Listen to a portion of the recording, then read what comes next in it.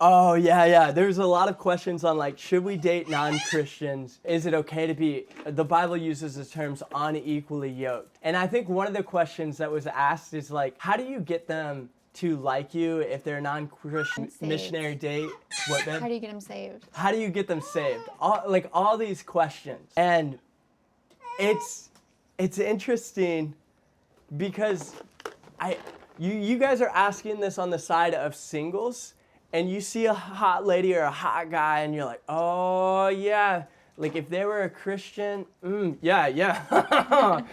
But let's let's look at this question from the other side of marriage. Marriage requires aligned values and aligned beliefs because you are making thousands of decisions consciously and subconsciously.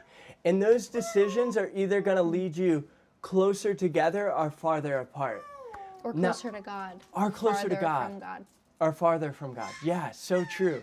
And if we did not have aligned values and beliefs, the marriage relationship is going to be in tension and stress, moving opposite directions. Because Ecclesiastes talks about, unless two are agreed, they cannot walk together. So when Paul in 1 Corinthians says, do not be unequally yoked, don't do it. Like, Yeah. red flags, that is leading you up a marriage that falls apart. It really is. I need to rein it in so you can have more airtime. I'm like feisty right now. I was just going to say that if you say you marry somebody or you date somebody who's not a Christian, and like you said, your values are going to be different from the other person. You know, maybe you're in a dating relationship, they could pressure you into sex before marriage.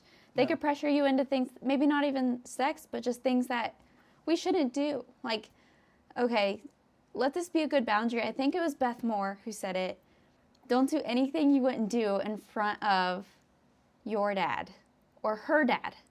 That is like asking God to be in the room at all times. So that's a good boundary, I think, for physical boundaries.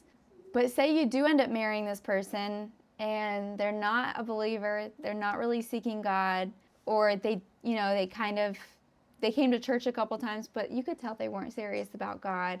They are either going to pull you away from God, or you're not going to have a healthy marriage. You're not going to have a safe, an enjoyable marriage. And once you add kids, it's so much messier because there's already hard things to think about and be in alignment about married, but you are both Christians, let alone not being Christians. And I can understand there's a draw, there's an attraction, there's an emotional connection, there's chemistry, all these things, but I wouldn't date them.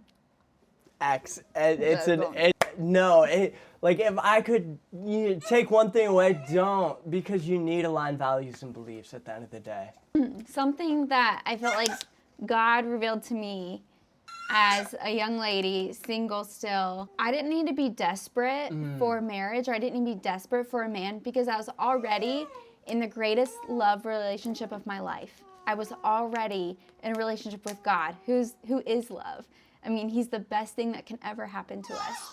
And being so in love with God, being in that relationship, I knew that nothing is better than this. But that I knew that marriage would be a good parallel, is a parallel to our relationship with God. So I knew that it would only take me deeper in love with God. So I was secure. I had my confidence in God. I knew who I was. I was content in the season I was in. And I let the Lord lead me. And when I felt I was truly ready, ready in all these areas, but I still wasn't getting asked out at the age of 25. I let my sister sign me up for online dating, but I was 25, so.